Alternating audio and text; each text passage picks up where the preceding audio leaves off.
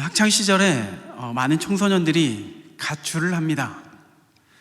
저도 보기와는 다르게 가출을 해본 경험이 있습니다. 보기와는 다르게 부모님의 간섭이 그때는 싫었던 것 같아요. 그리고 친구들과 자유롭게 내가 원하는 대로 좀 뭔가를 해보고 싶어요. 그래서 가출을 했습니다. 그리고 돈이 없어서 그날 바로 들어왔습니다. 정말 큰 결단을 하고 가출했는데, 가출해보신 분들은 알 거예요. 집 나가면은 고생이죠. 뭔가 내가 많은 것을 얻을 것 같고 자유로울 것 같았는데, 부모님의 그늘에서, 그러니까 아직 준비가 되어져 있지 않은 상황에서, 독립할 준비가 되어지진 않은 상황에서 가출하게 되면요, 말 그대로 고생할 수밖에 없습니다. 우리가 탕자의 예화를 통하여서도 충분히 공감하는 게요, 부모님의 품을 떠났죠. 그것도 빈손으로 떠난 게 아니라 그 손에는 어마어마한 재산이 있었습니다. 그런데 결국에는 정말 자유를 누리고 모든 것을 내 마음대로 할 수 있을 것처럼 여겨졌지만 그것은 잠시였고요, 그 결과는 정말 비참한 인생이 기다리고 있었습니다. 이렇게 준비 안 된 상태에서 부모님의 품을 떠나는 것도 고생인데요, 죄인인 우리가 하나님을 떠나면 얼마나 고생일까? 오늘 본문이 바로 그 이야기를 하고 있습니다. 하나님의 품을 떠난 하나님의 백성, 그들의 그 앞에 놓여 있는 그들의 고생길. 오늘 본문은요, 앞에 있는 17장, 18장을 포함해서 하나님을 떠난 이스라엘 백성들의 모습을 보여주고 있는데요, 17장, 18장은 미가라는 사람이 등장합니다. 이 미가라는 사람이 어머니의 돈을 훔치죠. 어머니는 그것을 누가 훔쳤는지는 몰라요. 그래서 저주를 합니다. 이 돈을 훔친 자를 저주해요. 그 저주의 소리를 듣고 그 아들은 어머니께 돈을 돌려줍니다. 어머니 돈이 여기 있어요. 그러자 그 어머니는 그 아들을 축복합니다. 여호와께 복받기를 기도하는 거죠. 또 그 돈을 다시 찾았으니까 하나님께 드린다라고 고백했지만 그 돈으로 우상을 만들어요. 이렇게 17장 시작부터 말도 안 되는 그런 사건의 연속인데요, 그 내용 자체가 어이가 없고 또 안타깝기만 합니다. 그런데 이제 19장에서부터 시작되는 이제 사사기의 마지막 이야기거든요. 근데 이게 지금 이 내용을 보면은 정말 하나님의 백성들이 맞나 싶을 정도로 충격적입니다. 성경에서 가장 폭력적이고 잔인한 내용이 기록되어 있지 않나 생각해요. 그리고 그 충격적인 이야기를 시작하면서 그리고 마무리하면서 시작과 끝에 뭐라고 이야기하냐면은 앞서 우리가 읽었던 그때 이스라엘에 왕이 없었다라고 이야기를 합니다. 19장 1절 전반부에 이스라엘의 왕이 없을 그때에 라고 하면서 시작하죠. 그리고 우리가 조금 전에 읽었던 21장 마지막 절인 25절, 그때 이스라엘의 왕이 없으므로 사람이 각기 자기의 소견에 옳은 대로 행하였더라. 하나님을 떠난 이스라엘 사람들, 이스라엘 백성들, 하나님을 왕으로 인정하지 않은 그 이스라엘 백성들의 모습이 어떠한지 함께 본문에 등장하는 인물들을 중심으로 함께 살펴보려고 합니다. 일단 하나님을 떠난 사람들은요, 그들에게 여러 가지 특징들이 있는데 그 중에 하나가 바로 죄가 죄인지 모르는 그러한 현상입니다. 자, 19장 1절부터 다시 보면은 그때 이스라엘에 왕이 없었다고 이야기하면서 레위인이 등장하는데 이 레위인에게는요, 특이하게 첩을 가지고 있습니다. 첩의 문화는요, 사실 하나님의 창조의 원리에는 맞지가 않습니다.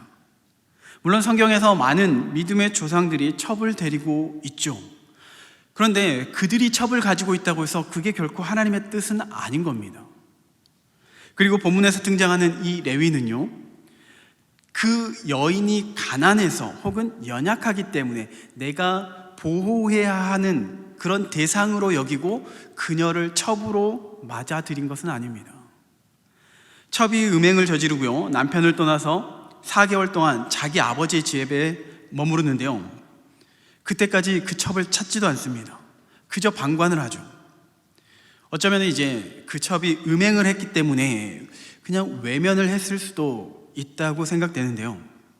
그런데 이 이후의 사건을 들여다보면요, 이제 그 베냐민 지파에 속한 기브아에서 이제 그 첩과 함께 유숙하는 사건을 보면은 레위인이 첩에 대한 그 첩을 어떻게 대우하는가를 우리가 볼 수가 있습니다. 사건은 이렇습니다. 기브아에 유숙하게 된 레위인이요, 이제 어느 한 노인의 집에 들어가게 되는데 그때 불량배들이 찾아옵니다. 그리고 그 집주인에게 그 레위인을 내놔라. 레위인인지 몰랐겠죠. 그 남자를 내놔라. 그 사람을 내놔라. 그때 레위인은 자기 살고자 첩을 밖으로 끌어냅니다. 25절의 말씀이 이래요. 무리가 듣지 아니하므로 그 사람이 자기 첩을 붙잡아 그들에게 밖으로 끌어내매. 그러니까 불량배들을, 이제 그 집주인이 불량배들을 설득시켜 보려지만은 말을 듣지 않아요. 그래서 그 위기를 느끼고 레위인은 첩을 밖으로 끌어냅니다. 불량배들에게 어떤 일을 당할지 충분히 짐작해 볼 수가 있죠. 마치 이 사건은요, 힘이 없는 자를 죽음으로 일방적으로 내미는 것과 같은 그런 행위입니다. 자, 그렇게 첩은 밤새도록 불량배들에게 시달리고요, 다음날 아침에 레위인이 머물고 있는 그 집으로 겨우 돌아왔습니다. 그런데 힘이 다해서 쓰러지고 맙니다. 보통 이러한 경우라면은 미안한 마음이 들겠죠. 그러한 감정이 들 거예요. 그리고 문 앞에 쓰러져 있는 그 첩을 보면서 애통해야 할 겁니다. 혹은 또 분노해야 할 겁니다. 그런데 이 레위인의 반응은요, 27절에 그의 주인이 일찍이 일어나 집문을 열고 떠나고자 하더니 그 여인이 집문에 엎드려져 있고 그의 두 손이 문지방에 있는 것을 보고. 자, 레위인은요, 지금 첩이 지금 어떠한 상황에 있는지 알지 못하는 상황입니다. 아직 돌아오지도 않았어요. 그런데 레위인은 집문을 열고 떠나고자 했어요. 그냥 내 갈 길 가야겠다. 그런데 마침 문 앞에 첩이 쓰러져 있는 것을 본 겁니다. 그리고 그 첩을 바라보면서 정말 그 이후의 행동은 정말 과간인데요. 28절 29절에 그에게 이르되 일어나라 우리가 떠나가자 하나 아무 대답이 없는지라 이에 그의 시체를 나귀에 싣고 행하여 자기 곳에 돌아가서 그 집에 이르러서는 칼을 가지고 자기 첩의 시체를 거두어 그 마디를 찍어 12덩이에 나누고 그것을 이스라엘 사방에 두루 보내었다. 정말 가장 잔인하고 끔찍한 일이 아닐까 싶어요. 첩을 위해 어떤 애도하는 그러한 모습이 드러나지 않습니다. 오히려 그 시체를 토막을 내서 이스라엘 지파로 보내고 있어요. 그리고서 이야기를 하는 거죠. 내가 이렇게 죽임을 당할 뻔했다. 어떻게 이스라엘 안에서 이러한 망령된 일이 있을 수 있는가? 라고 호소하면서 이스라엘 다른 지파들을 전쟁터로 끌어들입니다. 어쩌면 이것은 한 개인의 죄일 수도 있어요. 그런데 오늘 본문에서도 이야기를 했죠. 그때 왕이 없었다는 것. 이것을 강조하고 있습니다. 다시 말해서 이 레위인은요, 하나님을 왕으로 인정하지 않고 자기 소견에 옳은 대로 행하고 있는 그 사람을 대표하고 있다고 말할 수가 있습니다. 자신의 악함, 자신의 죄에 대해서는 전혀 돌아보지 않아요. 그리고 나의 죄에 대해서는 전혀 신경 쓰지 않고 이 땅에 정의가 이루어져야 한다 라고 선포를 하는 거죠. 자, 그리고 또 한 부류를 살펴볼 텐데요, 바로 베냐민 지파들입니다. 물론 문제를 일으킨 사람들은 본문에서 또 불량배라고 기록하고 있어요. 죄를 범하고 악을 행하는 일에 있어서 그다지 놀랄 일은 아니죠. 불량배가 불량배 짓을 한 것이기 때문에요. 그렇지만 그들의 출신에 대해서는 간과할 수가 없는 게요, 이들은 다름 아닌 베냐민 지파입니다. 그리고 이 사건은 지금 베냐민 지파 안에서 일어난 사건입니다. 불량배는 불량배니까 그렇다 쳐요. 그러면 나머지 베냐민 지파 사람들은 이 불량배들의 죄에 대해서 듣고 알았습니다. 그러면 어떠한 방식으로든지 바로 잡아야죠. 징계를 하든지 쫓아내든지. 특히 이 불량배들의 죄질에 대해서는요, 얼마나 정말 심각하냐면요, 22절에 보면 처음부터 그 불량배들이 레위인의 첩을 원했던 것은 아닙니다. 그들이 원했던 건 남자예요.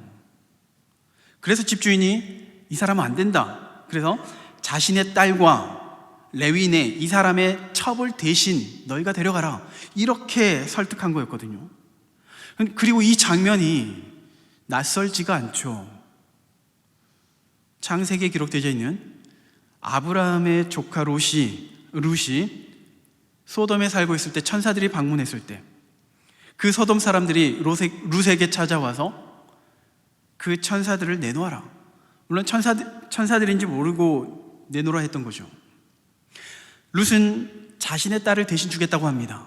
그런데 거부하죠. 결국 소돔은 멸망합니다. 그 멸망당한 소돔에서 일어났던 동성애를 비롯한 그 큰 죄악들이 오늘 이 베냐민 지파 안에서 일어나고 있는 거예요. 그런데 그 베냐민 지파 사람들은 그 불량배들을 감싸고 있습니다.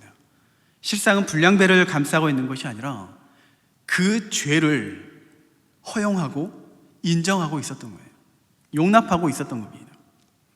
하나님을 떠나 자기 소견에 옳은 대로 행하는 삶은요, 이처럼 눈앞에 죄가 벌어지면서 혹은 자기 스스로가 죄악 가운데 있으면서도 그게 죄라는 것을 깨닫지 못해요. 그리고 그 사람들의 모습은요, 자동차에 비유하면요, 이 길로 계속 가다가 보면요, 낭떠러지인 게 분명해요. 브레이크를 밟아서 속도를 줄이든지 아니면 핸들을 꺾어서 방향을 바꿔야 되는데 아랑곳하지 않습니다. 그냥 자기 기분에 신나서 그 낭떠러지를 향하여서 열심히 악셀을 밟고 나가고 있는 것과 같은 거예요. 그 결과가 뻔한데도 불구하고 죄를 저지르는 겁니다. 그 결과가 베냐민 지파가 멸망할 뻔한 그러한 사건이잖아요. 오늘 이 이야기가 우리가 결코 외면해서는 안 되는 것이, 이 이야기는요, 지금 믿지 않는 자들, 하나님을 모르는 자들에게 일어난 사건이 아닙니다. 하나님의 백성들, 택하심을 받은 그 백성들 안에서, 그 공동체 안에서 일어난 사건이에요. 다시 말해서 교회 안에서도 얼마든지 일어날 수 있는 사건이라는 거죠.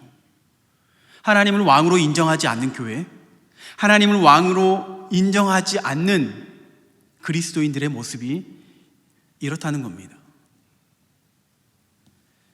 하나님께서 인도하시지 않으면요, 우리의 인생은 결국 파멸의 길로 갈 수밖에 없습니다.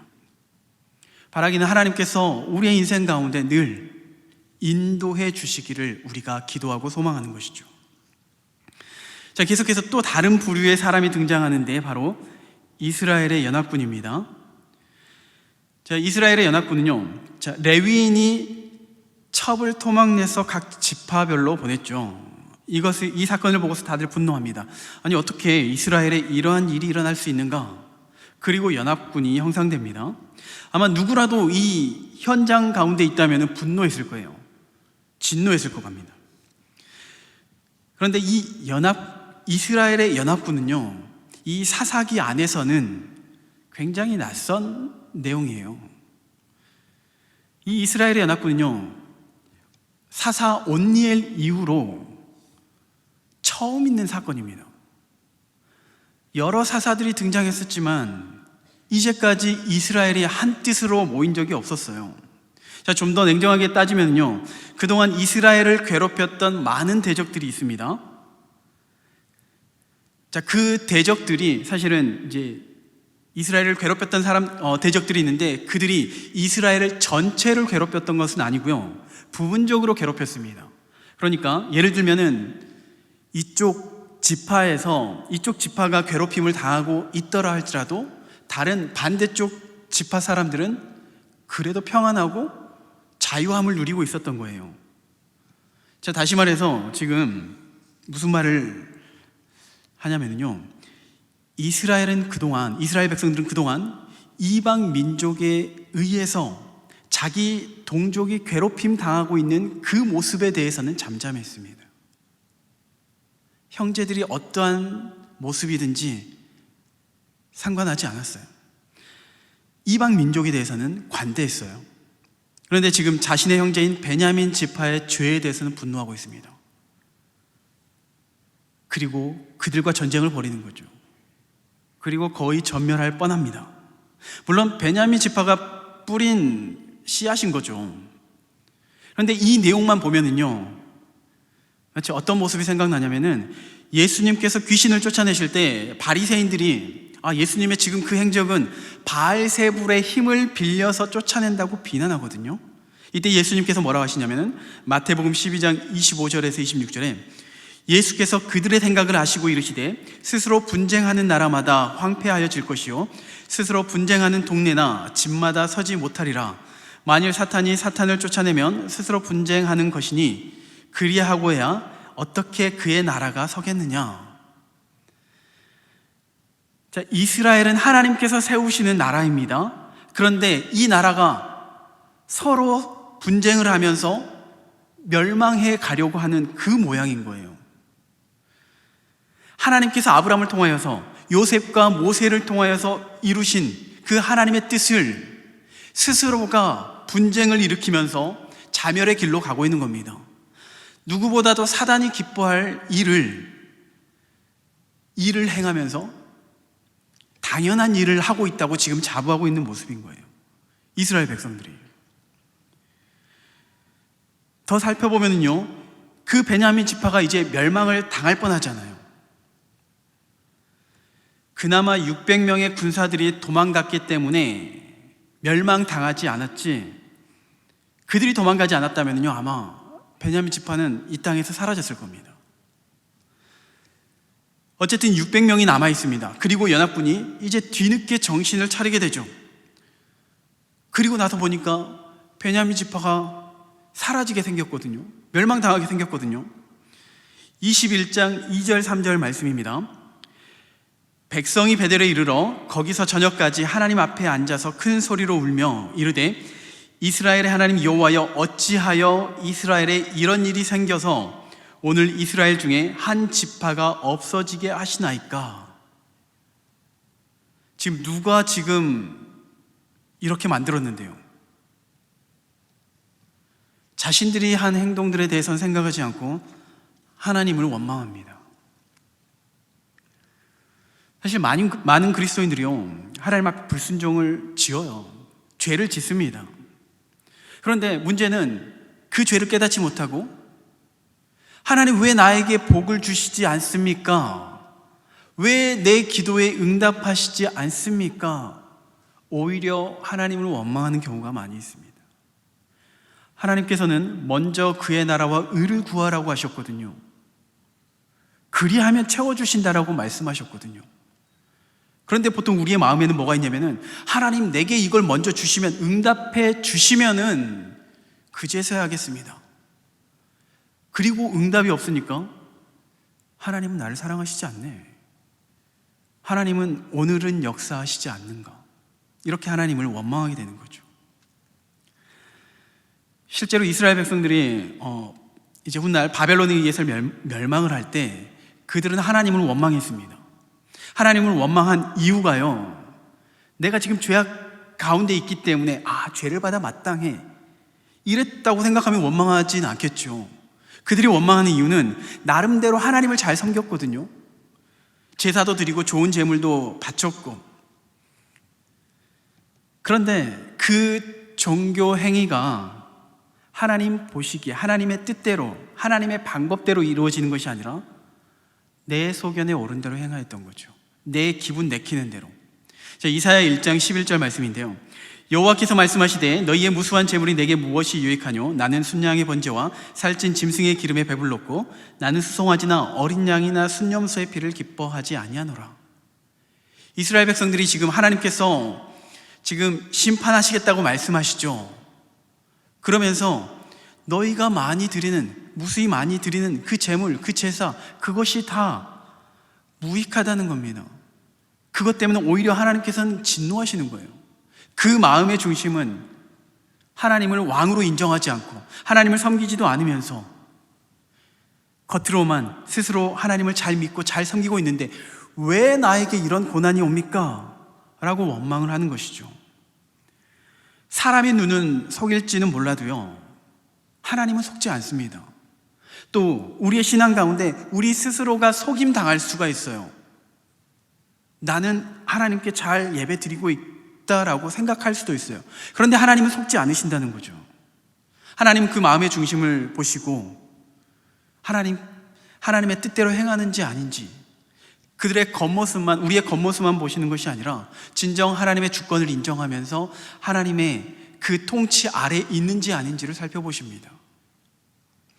오늘 바라기는 우리의 예배가요, 정말 하나님께서 기뻐하시는 예배, 하나님을 주인으로 인정하는, 하나님을 왕으로 인정하는 그러한 예배가 될 수 있기를 소망합니다.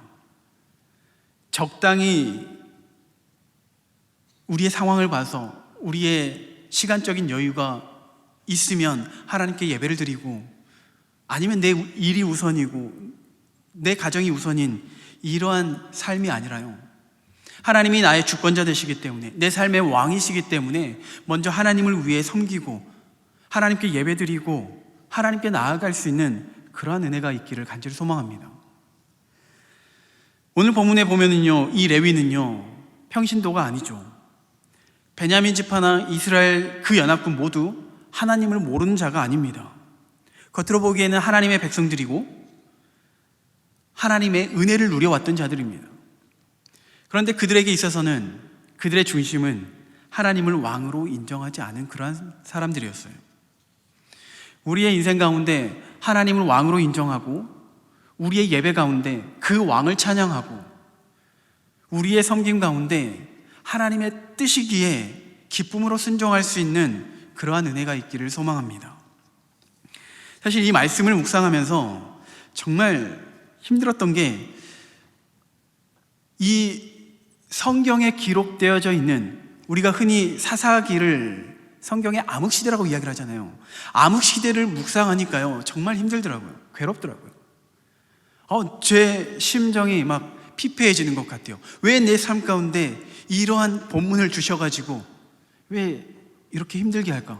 왜 하필 이 어려운 말씀을 가지고, 이 힘든 말씀을 가지고 함께 나눠야 될까? 그런데 하나님께서 분명히 이 성경 가운데 한 장이 아니라 3장, 그리고 앞에 17장, 18장까지 하면은 5장에 걸쳐서 하나님을 떠난 그 백성에 대해서 이야기를 하고 있더라고요. 분명히 우리에게 말씀하시는 겁니다. 그런데 계속해서 묵상하다 보니까요, 하나님께서 오늘 우리에게 그렇게, 너희가 말씀을 듣지 않고 하나님을 왕으로 인정하지 않으면 너희에게도 이런 심판이 있을 것이다 라는 메시지를 주기 위해서 이 말씀을 주셨던 게 아니더라고요. 오히려요, 이 말씀 가운데 절망할 수밖에 없고 소망이 없는 그 가운데에서도 하나님께서는 그들, 하나님의 백성을 위로하시고 은혜를 주시고 회복시켜 주시는 모습을 보여주시더라고요. 오늘 본문에 남아있는 그 베냐민 지파, 그 600명이 바로 그렇습니다. 이 600명은요 전쟁 중에 도망친 사람들이거든요. 20장 47절에 베냐민 사람 600명이 돌이켜 광야로 도망하여 림몬 바위에 이르러 거기에서 넉 달 동안을 지냈더라. 전쟁 중에 도망쳤고 무서워서 두려워서 넉 달이나 숨어 지냈습니다. 이들에게 어떤 소망이 있을까요? 전시 중에 탈영병은요 예나 지금이나 사형에 처합니다. 그러니까 이 600명은요 죽임을 당해도 할 말이 없는 거예요. 더욱이 48장에 보면은요 그 이스라엘 연합군대가 아예 베냐민 지파를 말살시켜 버립니다. 만약 이 600명을 하나님께서 지키시고 보호해 주시지 않았다면요 그들 역시 죽임을 당했을 겁니다. 그런데 하나님은 그 600명을 살려주시는 거죠. 지켜주시고 보호해 주시는 거죠. 연약하고 소망 없는 그들 가운데 찾아오셔서 그리고서 회복을 시켜주십니다. 연합지파들이 이 베냐민 사람들에게 자기의 딸을 주지 않겠다고 맹세를 했었지만요, 어찌되었던 하나님께서는 그들에게 결혼의 길을 열어주시고 다시 번성할 기회를 주십니다. 그리고 우리가 잘 아는 것처럼 이스라엘의 초대 왕인 사울, 그 사울을 배출시키는 지파가 이 베냐민 지파인 거예요. 그리고 또 한 가지, 이 레위인의 첩 사건, 이 베냐민 지파 안에서 일어났었던 이 사건은요, 아까 앞서 소돔과 비슷한 사건이라고 했어요. 소돔은 어떻게 됐습니까? 소돔은요, 완전히 멸망당했습니다. 소돔은 멸망당하고 베냐민 지파는 살려주시고 회복시켜 주시고 번성하게 하시고, 형평성에 어긋나지 않아요? 어긋납니다. 불공평해 보입니다. 그런데 이게 하나님의 은혜라는 겁니다. 하나님께서 택하신 하나님의 백성들에게 베푸시는 은혜가 바로 이렇다는 겁니다. 실상 우리의 삶을 보면요, 우리는 늘 죄악 가운데 있고 멸망당해도 마땅한 그러한 존재입니다. 지옥에 가도 마땅한 할 말이 없는 그러한 존재인데요, 그런 하나님께서 우리를 살려주시고 자녀까지 삼아주셨어요. 우리가 세상에 있는 믿지 않는 자들과 무슨 차이가 있을까요? 조금 죄를 덜 지었나요? 아니면 하나님께 물질을 좀 더 드려서요? 하나님은 그런 것을 기뻐하시지 않는다고 아까 이사야에서도 이야기를 했잖아요. 그 무엇으로도 우리에게서 그 이유를 찾아볼 수가 없습니다.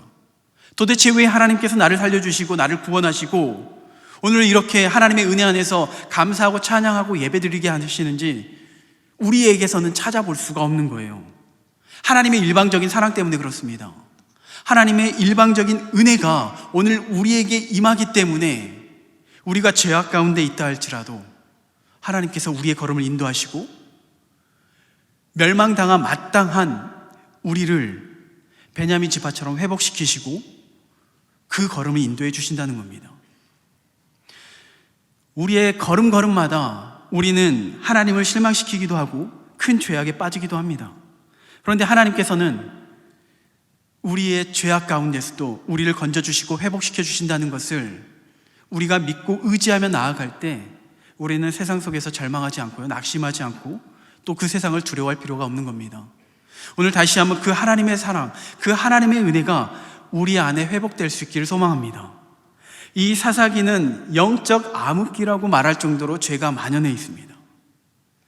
물론 이 이야기를 통해서 앞서 이야기했던 것처럼 하나님을 떠난 백성은 이러한 고통 가운데 있을 것이다라고 경고를 하지만, 그럼에도 불구하고 우리에게 더 큰 메시지는 하나님은 하나님의 백성을 결코 포기하시지 않는다는 겁니다. 혹 우리의 삶 가운데 마치 하나님이 나와 함께 하시지 않는다라고 느껴지는 것, 혹 그러한 생각이 든다 할지라도요, 그리고 혹 우리가 어떤 큰 죄악 가운데 있어서 정말 우리는 하나님께서 나를 용서해 줄 어떤 그런 은혜를 누릴 자격이 없다라고 생각되어질지언정 하나님께서는 그럼에도 불구하고 우리 가운데 함께 하십니다. 우리 가운데 함께 하시고 아픔과 상처를 만져주시고요, 또 고난과 연단의 시간을 통하여서 그리고 우리 믿는 자에게 깨닫게 하시는 것이 바로 집 나가면 고생이다, 이것을 우리에게 말씀해 주십니다. 마치 탕자가 고생 끝에 아버지의 품으로 돌아오는 것처럼 우리에게 깨닫게 하십니다.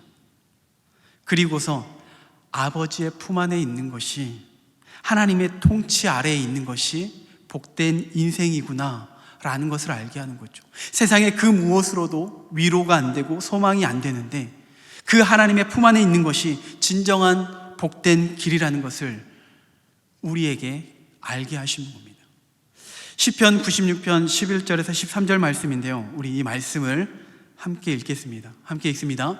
하늘은 기뻐하고 땅은 즐거워하며 바다와 거기에 충만한 것이 외치고 밭과 그 가운데 있는 모든 것은 즐거워할지로다. 그때 숲의 모든 나무들이 여호와 앞에서 즐거이 노래하리니 그가 임하시되 땅을 심판하러 임하실 것임이라.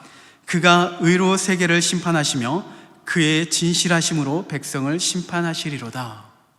자, 13절 말씀에 하나님의 심판이 거듭 등장하죠.